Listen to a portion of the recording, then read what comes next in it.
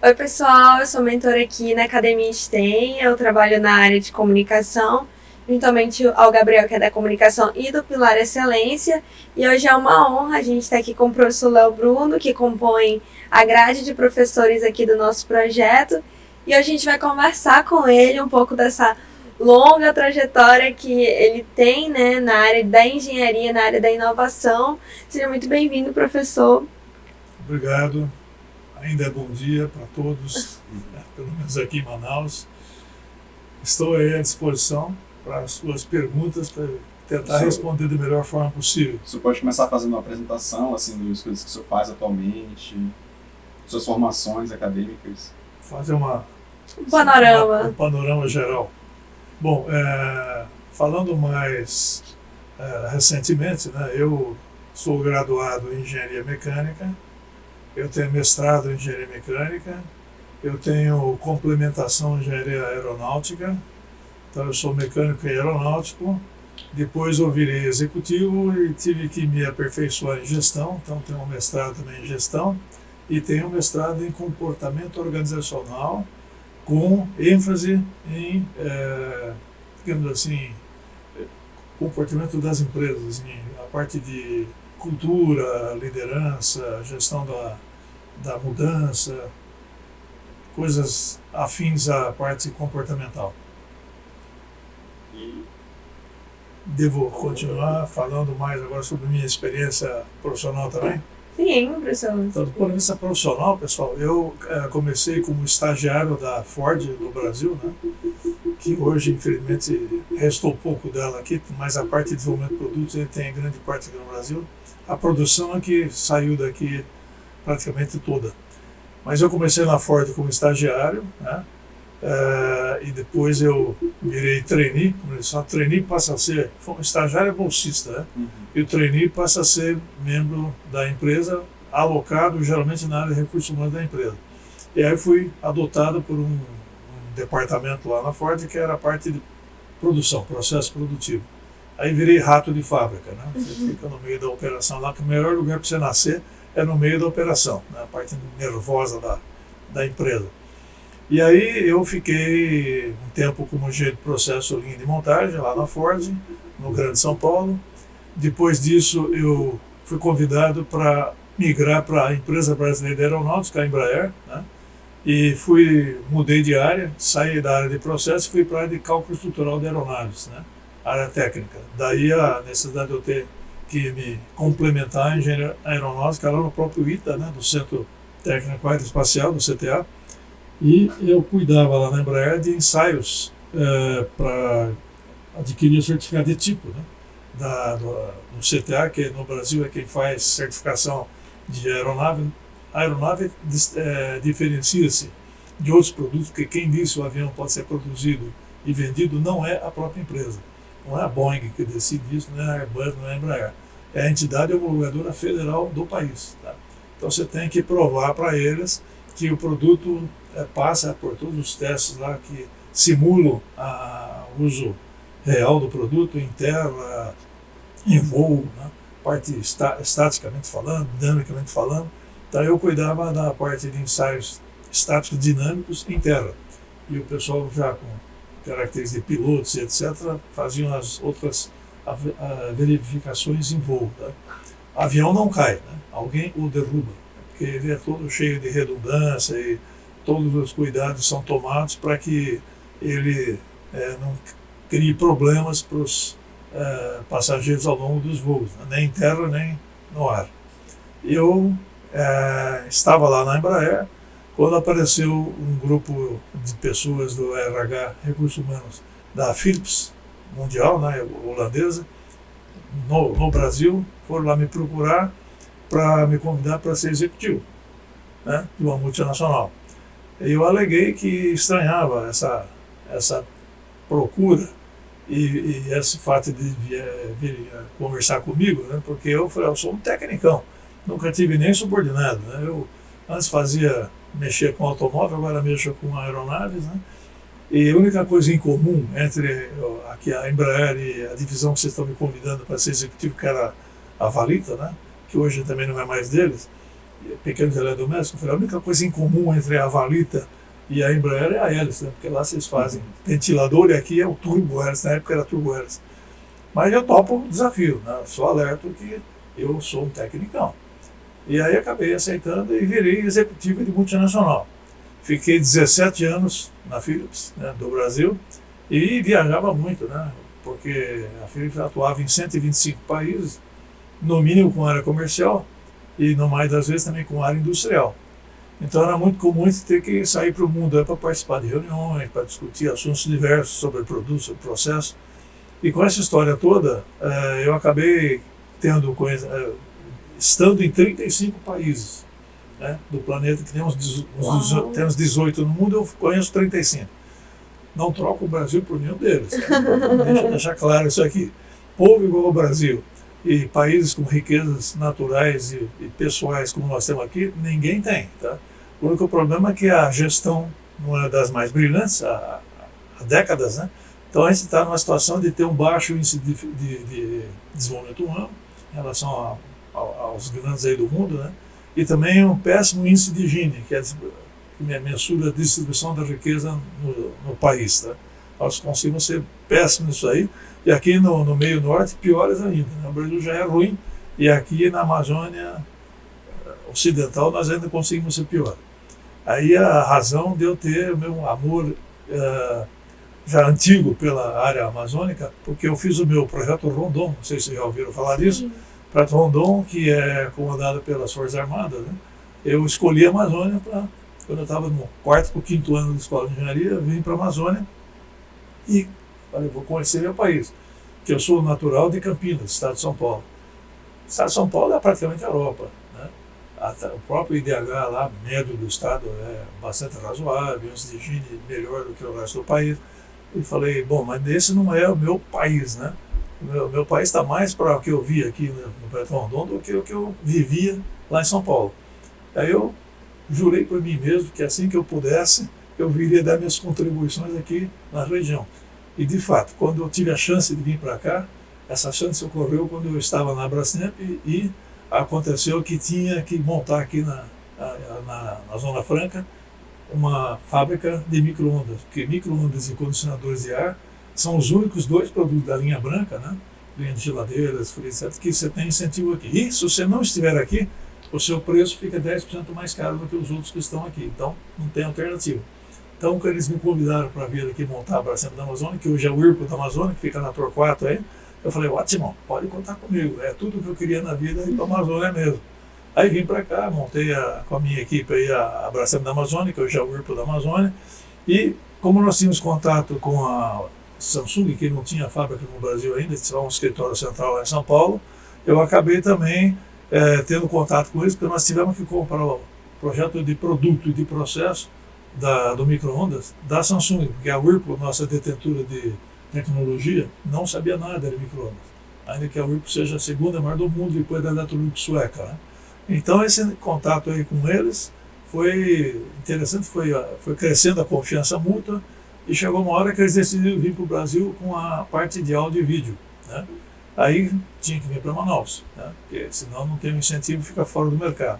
E como já conheciam a gente, né, da Brastemp, Brasmotor, eles decidiram no primeiro momento entrar junto, uma joint venture. Aí tinha que fazer um projeto para ser aprovado pelo Conselho de Administração da Suframo.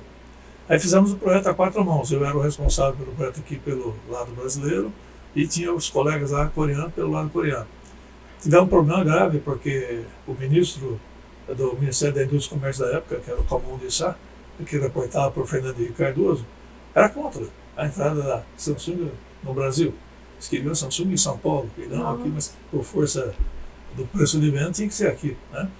Aí ele fez o que pôde para evitar, mas conseguimos superar isso aí. Depois um segundo problema, os dois queriam 51% das ações, tanto a Brasmotor como a Samsung, aí não ia dar limonada. Aí eu sugeri que a gente vendesse a nossa parte, que já tínhamos gasto $600 mil no projeto, para eles, né? Se eles topassem, entrariam sozinhos. Né?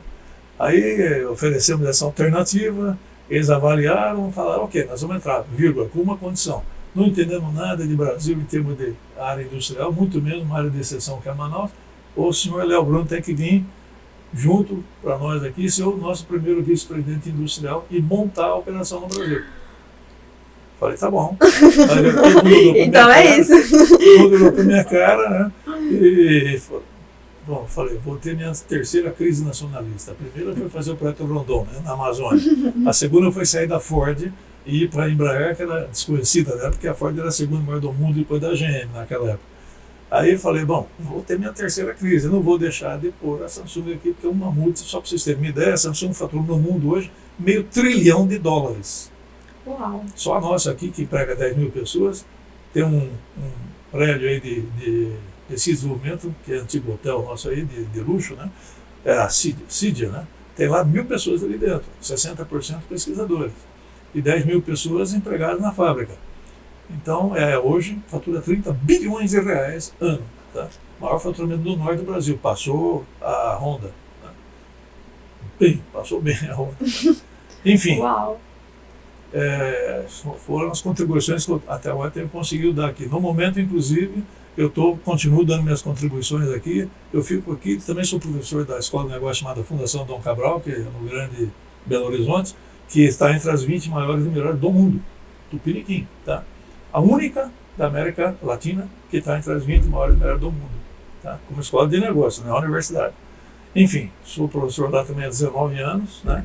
Professor associado, e aqui eu sou presidente do Conselho da Fundação de Amparo à Pesquisa da UEA, que é a FUEA, né?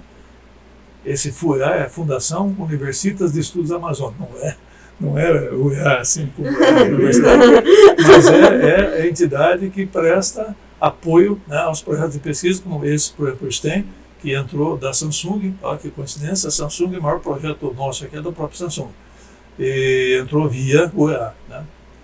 Enfim, basicamente... São algumas pequenas contribuições, né, professor? Em grandes linhas, assim, que eu tenho a comentar, é isso aí. Hoje eu, além de estar aqui em Manaus sempre, desde 92, eu nunca deixei de estar aqui, andei participando ativamente da UFAM, daquele mestrado em engenharia de produção, que no momento está parado para reformulação. Sou professor convidado desse mestrado, também sou professor voluntário da UEA, né? Enfim, dou cadeiras aqui para vocês do Projeto STEM, né? Aliás, o Projeto STEM tem uma grande vantagem, que a ideia do Projeto STEM é que vocês não sejam como eu fui, né? Tecnicão. O engenheiro hoje não pode ser só um tecnicão, né? Tem que ser um bom técnico, obviamente, mas tem que ter uma cosmovisão maior de mundo, né? Então, as disciplinas que a gente dá aqui tem a ver com a parte comportamental, tem a ver com a parte analítica. Quer dizer, a gente dá curso de liderança, por exemplo, dá curso de gestão de mudança organizacional, comportamento organizacional, gestão da inovação, como foi essa semana aqui, né, que eu dei. Vai ter um próximo agora em fevereiro, que é a criatividade, lateral thinking, são coisas que complementam a formação dos engenheiros, tá? Para não ficar como eu e todo mundo até hoje, a gente forma engenheiro, bons engenheiros, espera-se, né? Mas é técnico, né? E o mundo hoje exige que a gente tenha uma visão mais ampla de mundo. Né? Sim. Então, basicamente, é isso aí. Currículo bem singelo. Bem humilde o currículo do professor. E, professor, uma pergunta que eu queria fazer para o senhor falou muito sobre essa sua experiência, que o senhor teve que assumir novos desafios ao longo da sua carreira. Por exemplo, o senhor deu o exemplo, né, que o senhor era, a princípio, voltado mais para a parte mais técnica, só que o senhor foi convidado a ser executivo. E eu percebo que tem muitos estudantes que no início da carreira, eles ficam muito receosos em assumir certos cargos ou novas oportunidades por acharem que não estão preparados para aquilo. Vem uma vaga dentro de uma empresa, vem os pré-requisitos e pensam assim, poxa, mas eu não domino tal aspecto, não vou nem submeter meu currículo porque eu não tenho chance. Mas, assim, o senhor provou em diversos momentos da sua carreira, né, como o senhor acabou de compartilhar com a gente, que o senhor precisou assumir esses desafios. E, assim, o que o senhor falaria para esses alunos, essas pessoas que estão na universidade, que às vezes não querem assumir uma determinada oportunidade, não querem se submeter a uma vaga por acharem que não estão preparados para aquilo? Bom, primeiro, a gente tem que tomar o cuidado preventivo, né? Antecipar e agir. Prepare-se, né? Uhum. Por exemplo, uma coisa que hoje não tem escapatória é falar inglês. Sim. Fluentemente. Você tem que ser tão fluente no inglês quanto em português. Se bem que tem muitos de nós nem português falamos direito, mas enfim, vamos nos esforçar, né? Então, você tem que também fazer a tua parte, né? Se você não tem um preparo básico, aí você não tem chance mesmo. Sim. Então, por exemplo, eu assumi riscos, né? Mas eu fiz a minha lição de casa. Então, por exemplo, quando ninguém falava em fazer mestrado no exterior, né? Eu peguei aquele dinheiro que você usa para pagar supermercado e falei, vou investir na minha formação no hemisfério norte, que eu preciso disso aqui no sul, para aplicar na minha terra. Então eu fui para os Estados Unidos fazer mestrado em gestão. Fui na mesma universidade e eu fiz doutorado em ciências comportamentais aplicadas para entender mais de gente, né? Entender de gestão de uma forma mais aprofundada. Então, quando a Philips me convidou para virar executivo, eu tinha algumas coisas que eu já tinha ido atrás. Por exemplo, inglês, eu já me virava bem no inglês. Isso foi uma coisa importante. Então, eu não tive tanto risco em aceitar o risco, porque eu tinha me preparado para coisas que poderiam acontecer no futuro, né? Você não sabe, a gente propõe e Deus dispõe, né? Então, eu não sabia o que ia acontecer no futuro, mas eu fui me preparando, né? Investindo e tal. Se eu não tivesse investido em mestrado nos Estados Unidos em administração, doutorado em comportamento organizacional, hoje seria um engenheiro aposentado. No entanto, eu estou na flor da minha carreira ainda em função disso. Lá, por exemplo, lá na Fundação Dom Cabral, tem que falar inglês, você tem que dar aula em inglês, espanhol e português. Preparar a aula e dar aula nessas 3 línguas, depende do cliente, tá? A Dom Cabral trouxe para o Brasil uma escola de negócios francesa chamada Schema, S-K-E-M-A. Né? Essa Schema é de 1892, fundada em Lille, norte da França. A Dom Cabral trouxe, eu também sou professor deles hoje. Tá? Desde que eles vieram aqui no Brasil, há uns 5, 6 anos atrás, que eu já dou disciplina na área de comportamento organizacional. A semestre passado eu dei lá gestão de recursos humanos para eles. Tá? E é uma moçada nova, geralmente de 22 a 28 anos de idade, que nunca trabalharam na vida. Né? O papai paga em euros a Schema. E eles têm no máximo estágio. Tá?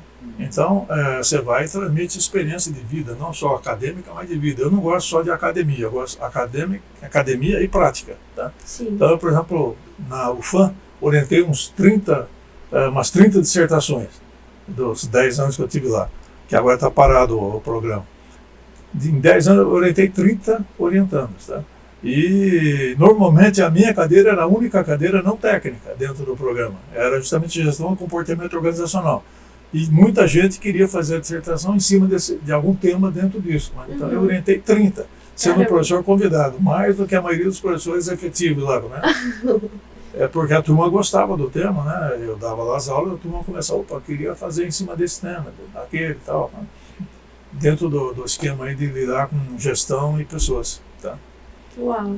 E também tem esse detalhe, né? Tô lá na Unesco, né? Naquele grupo que desenvolve trabalho de desenvolvimento de liderança no planeta desde 2005. Quando eu entrei, ficava em Istambul, a sede desse grupo aí, cadeira de liderança da Unesco. Hoje fica em Novosibirsk, que é a 3ª maior cidade da Federação Russa. Né? Fica depois dos Montes Urais, lá 4 horas de voo de Moscou até lá, menos 40 no inverno, mais 15 no verão. Mas lá é o centro cultural, tecnológico e político da Rússia, essa cidade, porque lá tem o maior teatro da Rússia, tem a grande área de cálculo de aeronaves, a parte aeroespacial, cápsula, foguetes, etc. E também tem a SAPA, Siberian Academy for Public Administration, onde formam lá Khrushchev, Gorbachev, Putin, essa turma toda. Né? E a sede da Unesco lá, ligada a essa cadeira de liderança, fica na SAPA, na Siberian Academy for Public Administration. De vez em quando tem reunião lá. Agora que essa maldita guerra aí, a coisa está parada. Né? Presencial ou online? Não, lá é tudo presencial. De vez em quando é presencial. Nada técnico, para lá. Para chegar lá, você vai até Moscou, depois de Moscou mais 4 horas de voo, como se fosse quase que Porto Alegre e Manaus. Né? Nossa. Professor, uma curiosidade assim que eu tive, eu só nasci em Campinas, né, eu veio atuar aqui no Amazonas, mas desde então o senhor viajou tipo, o mundo inteiro, o senhor poderia estar praticamente trabalhando, morando em qualquer lugar do mundo, mas desde que o senhor começou a sua carreira, o senhor tem esse apego ao Amazonas, então eu queria entender assim, a Amazônia no caso, como nasceu esse amor, assim, essa ligação? Bom, primeiro eu tive curiosidade de conhecer melhor o meu país, né? Eu vivia lá no sul, o sul é diferente do resto do país. E aí a minha grande oportunidade foi quando eu me candidatei a ser membro do Projeto Rondon, né? E tive que fazer provinha para ganhar o direito de vir para a Amazônia, porque não era só eu que queria vir para a Amazônia, muitos outros queriam. Então, tive que fazer um vestibulinho e fiz lá um projeto de pontes de madeira, né? E o meu projeto foi bem visto, eu fui aprovado e vim para o Amazonas. E aí eu falei, era exatamente o que eu queria saber, como é que é o Amazonas. Aí eu percebi que aqui tinha carência muito grande e uma riqueza inestimável. O bioma amazônico dá de 300-0 no polo industrial, né? Tanto é que o CBA, o Centro de Biotecnologia da Amazônia, que está há 20 anos subocupado, né? Agora eles estão fazendo aí uma escolha de alguém um grupo de empresas que vai tocar o negócio. Então o nosso grupo ganhou, né? Nós ganhamos pelo Diário Oficial da União, mas ainda estamos com um pequeno problema agora, que tem que ter aprovação do nosso novo estatuto para ser condizente com assumir aí o CBA. E está nesse processo ainda. E por fim, tem que ter a assinatura do presidente fazendo essa concessão, né? Então, se tudo der certo, a gente vai assumir a gestão do CBA, que tem lá 12 mil metros quadrados de área construída, gastou-se lá uns 150 milhões de reais e 16 laboratórios em potencial e está subutilizado há 20 anos. E se nós ganharmos, nosso consórcio envolve o IPT, a OEA e a própria FUEA, né? Se nós ganharmos, a gente vai fazer aquele negócio funcionar e o objetivo lá é aproveitar, desenvolver o bioma amazônico no estado do Amazonas e fora do estado do Amazonas, na Amazônia Ocidental, né? De forma sustentável, tá? Não depredando, né? E o bioma é riquíssimo, é muito rico. Tem uma bromélia, por exemplo, que você comenta com a turma, tem uma bromélia, se você fizer um fio dela, como se faz fio de algodão, né, de uma planta, quiser pegar um fio dessa bromélia de um certo diâmetro, colocar num ensaio de tração com um fio de aço de baixo carbono, 1020, por exemplo, né, ele aguenta. O mesmo esforço que o aço aguenta, esse fio aguenta, imagine. E você não polui o ambiente para fazer aproveitar fazer um fio desse aí de bromélia. Aí você põe numa 3D aí, né? Essas maquinetas que tem o fio, do fio você forma o que você quer formar. Imagine um troço feito de bromélia com a mesma resistência de uma coisa feita de aço. Uau. Olha o que tem aí, né? Sem contar que tem minérios, tem toda a parte de fármacos, parte de cosméticos, né? A diversidade da nossa, né? Nossa. O caboclo interior sabe de coisas que são incríveis. Por exemplo, você fizer um chá de folhas de mangueira seca, ajuda a controlar a glicemia, por exemplo. Ninguém divulga essas coisas, né? Não interessa para os grandes fabricantes aí de fármacos. A gente chama de receita de vó. É. Tá gripadinho, ela faz um chá de casca de limão seca, com giroba, alho, mel e... Exatamente. Enquanto a gente já não perdeu, né? Depois desses 20 anos que passou parado esse...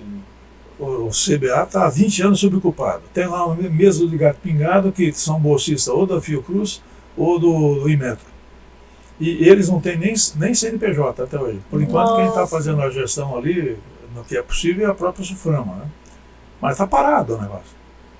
Está parado. É um desperdício incrível. Né? E professor, assim, a gente está falando, né, sobre a questão da diversidade do nosso bioma e hoje a gente traz muito em pauta a questão da sustentabilidade, né? E assim, na sua visão, como deve funcionar essa relação indústria e natureza hoje? Como a gente pode buscar esse equilíbrio para a gente, de forma a extrair esses produtos, aproveitar positivamente os potenciais, né, da nossa região e ainda assim não agredir esse espaço e poder preservar as nossas riquezas? Então, isso aí é todo um contexto chamado sustentabilidade. Sim. Então tem regras, né, que a turma tem que seguir, no sentido de que você aproveita o bioma sem depredar o bioma. Esse é o grande segredo. Então tem normas, né, internacionais que deveria estar seguindo para não fazer estrago. Usa sem estragar, né? Então tem que seguir essas normas. Existem normas aí mundiais, inclusive, né? É um desafio, né? É um desafio. E assim, outra coisa também que eu acho muito interessante que o senhor traz aqui para o projeto STEM é essa perspectiva dos cursos, né, voltados a conhecimentos que não são necessariamente aqueles conhecimentos tão técnicos que a gente enxerga na engenharia, mas como o senhor mesmo falou, a questão do comportamento organizacional, da inovação. E como o senhor, nessa experiência que o senhor tem tido com os estudantes, como o senhor enxerga esse feedback deles a respeito desses conhecimentos mais humanos, por assim dizer? Olha, como eu estava comentando há pouco aí, lá no mestrado da UFAM, né, Engenharia de Produção, que a minha cadeira era a única que não era técnica, eu fui um dos que teve mais gente querendo aprofundar com a própria dissertação deles em cima dessa área não técnica. Né? Eles gostam, quando eles são despertados para essa parte humana e analítica, eles gostam. Normalmente, é que se você também nunca expõe, as pessoas nem sabem, né? Não tem nem consciência que poderia também estar atuando nessa área. Pasmem vocês, mas tudo que se entra em área comportamental, tudo é mensurável também, né? No universo, tudo é mensurável. Depende de você ter criatividade para saber como mensurar. Faz uma pesquisa de clima, tem lá o indicador de pesquisa de clima organizacional. Né?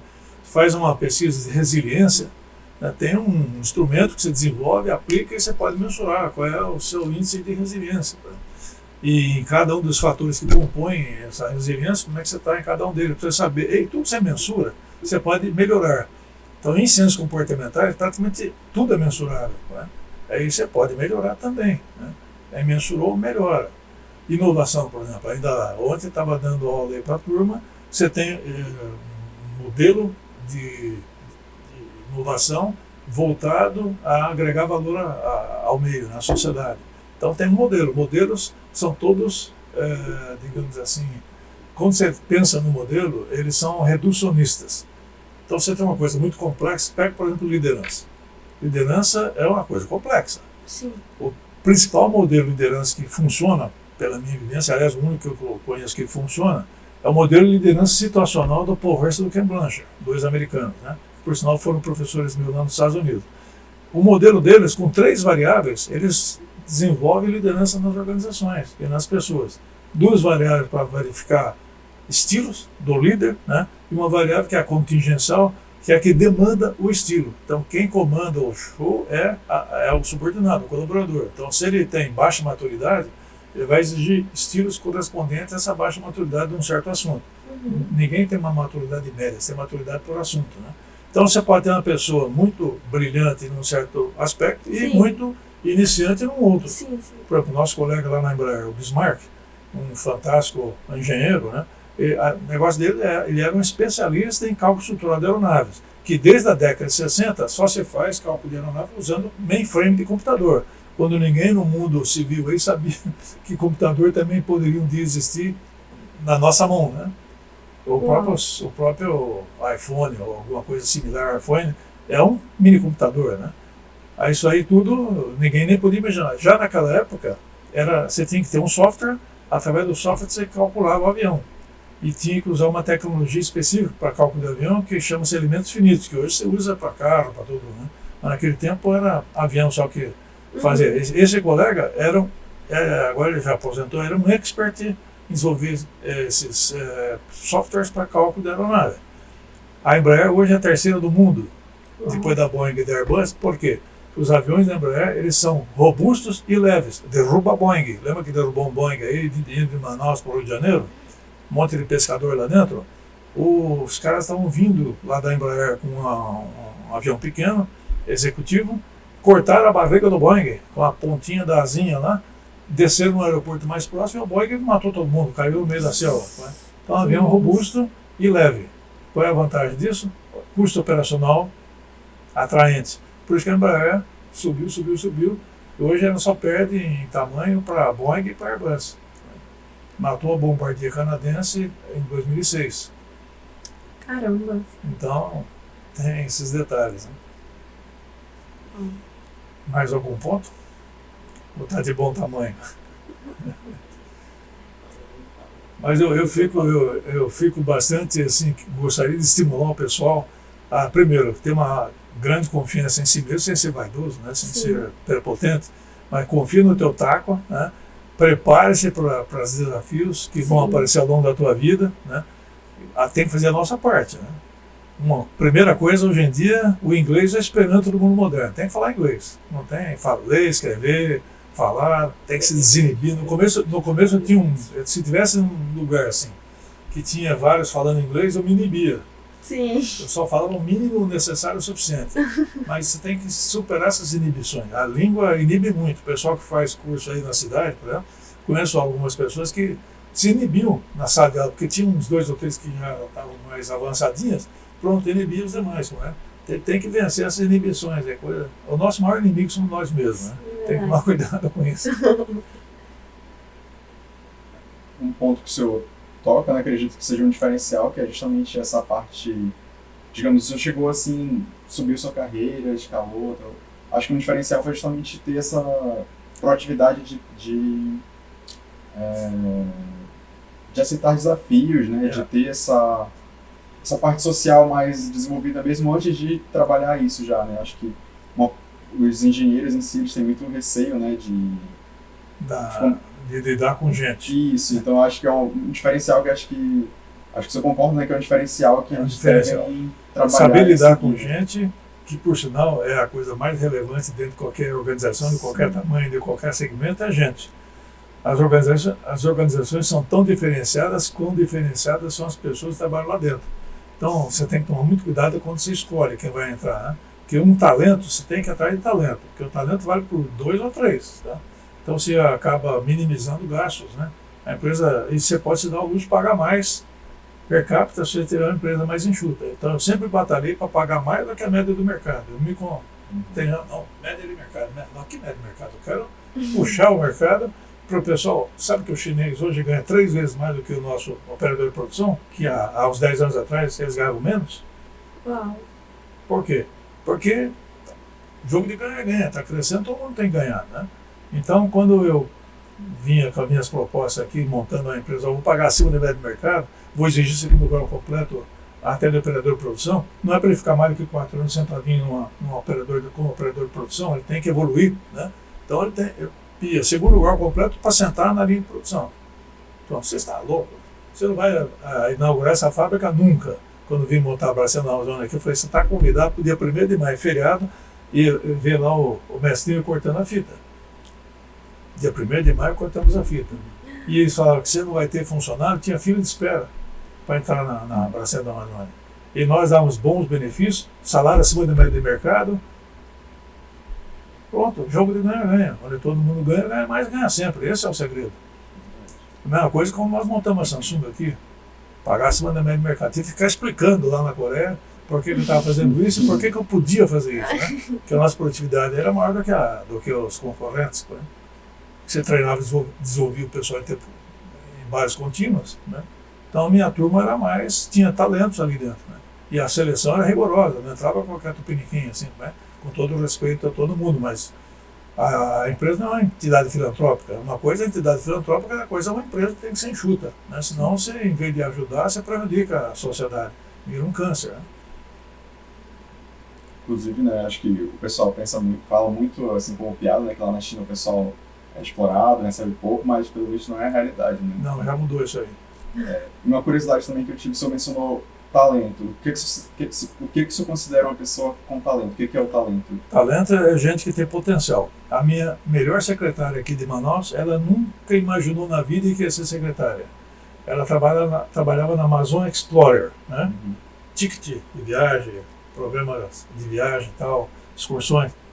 E ela trabalhava para nós da Brastemp. Era nossa contato lá para cuidar das nossas viagens, né? Eu achava ela fantástica, né?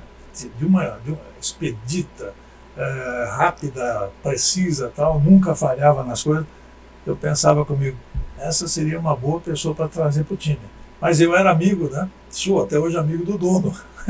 Eu não vou roubar dele. Aí um belo dia eu fui visitar onde hoje é a Salcomp, estava a Flextronic lá, né? Fui visitar a Flextronic, o que eu vejo lá? Recepcionista. Ela. Tá de recepcionista aqui, nessa multinacional? Tá bom, terminamos a visita lá, quando estava saindo, falei, você tem interesse em ser secretária executiva? Uau. Ela, Bruno, interesse eu tenho, mas eu não vou ser aprovada por nenhum RH, porque eu não tenho no currículo. Formação. Falei, tá bom. Manda para mim teu currículo. Ela mandou. Aí a minha secretária estava saindo de licença maternidade. Aí eu tinha uma oportunidade ímpar de passar por cima do RH sem ofender o RH. Falei, ó, eu vou pôr no lugar da minha secretária que está saindo de licença maternidade, e já tinha um programa para ela voltar na área de RH, que ela fez especialização na UFAM em RH, que eu dei uma chuchada para ela fazer, para ela não ficar eternamente secretária. Aí eu falei, olha, eu vou trazer uma moça aqui que não tem experiência em secretariado, mas ela vai ser temporária. Vai ficar no lugar da minha secretária enquanto ela vai fazer aí a licença maternidade dela.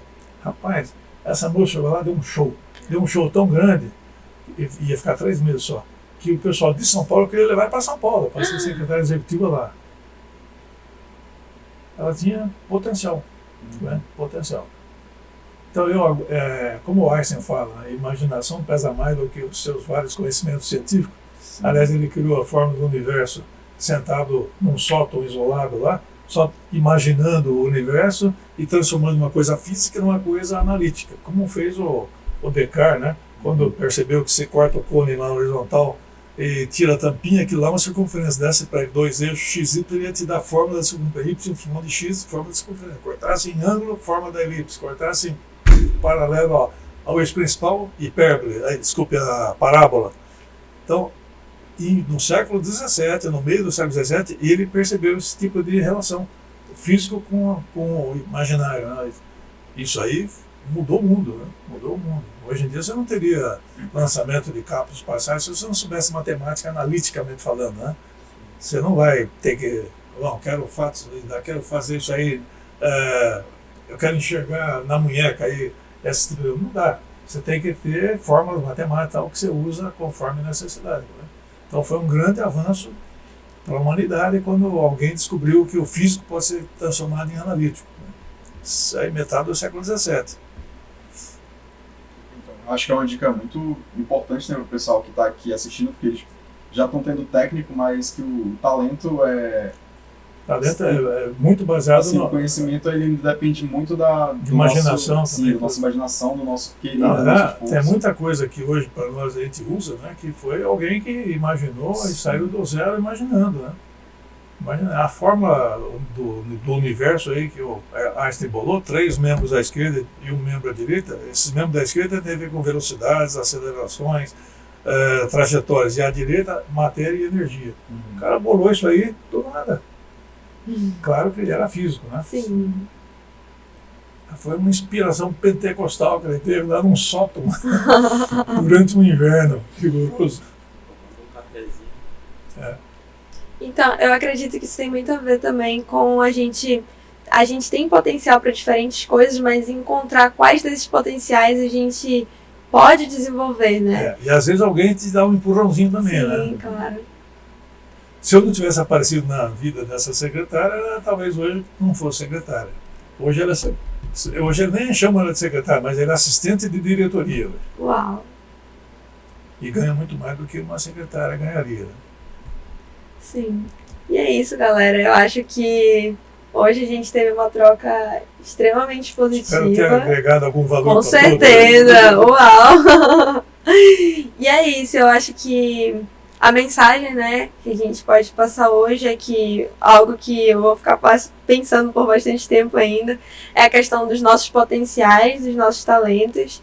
E que se em algum momento vocês pensarem em desistir por acharem que ainda não se encontraram de fato, a gente tem uma vasta diversidade de caminhos que a gente pode seguir ao longo da nossa vida, ao longo da nossa carreira, e a gente está só no início, tem um longo caminho pela frente. Eu queria complementar, aproveitando o teu pensamento aí. Na verdade, todos nós buscamos um sentido para a nossa vida, né? Sim, com certeza. Não é fácil de achar o sentido da vida. Se fosse fácil, a gente não valeria a pena viver, né? Então, o grande objetivo da vida das pessoas é descobrir um sentido para a vida. Isso aí exige buscas, né? Exige correr riscos, exige você fazer a tua lição de casa, né? Mas o importante é que você, em fazendo tudo isso, você vai perceber que a tua vida tem um sentido. E esse sentido você vai percebendo ao longo da vida. Ninguém nasce sabendo, né, tudo. Não. A gente vai ter que construir, né? E um ajudando o outro, trabalho em equipe, sinergia, É muito importante na vida da gente. Ninguém é uma ilha, como eu falei antes para você. Nós somos parte de um continente chamado humanidade. Então nós precisamos nos unir, na união efetiva das partes.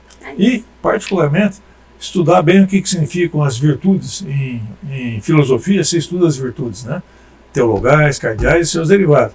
Praticante de virtude se dá melhor no planeta do que desconhecê-las e nem praticá-las, né? Não basta conhecer, tem que pôr em prática. Os grandes executivos são aqueles que praticam virtudes. Fé, esperança, amor altruístico, que são as teologais, prudência, justiça, temperança e fortaleza, convicção sem ser obcecado, né? Essas coisas você tem que pôr em prática. Seja você, qualquer que seja a tua natureza em termos de raça, cor, sexo, religião, essas coisas são fundamentais, são básicas. O ser humano, na sua essência, ele é o mesmo, assim, então, essencialmente nós somos todos iguais, tá? Vamos diferenciando conforme as demandas aí ao longo da vida, tá? E é isso, pessoal. Essa é a lição de casa de hoje. Eu espero que vocês tenham gostado desse bate-papo. Foi uma honra ter aqui o senhor professor. Muito obrigada por sempre topar participar das nossas iniciativas. E é isso. E não percam os próximos episódios, né? Para nós divulgar ainda. Ok. Obrigado. Obrigada.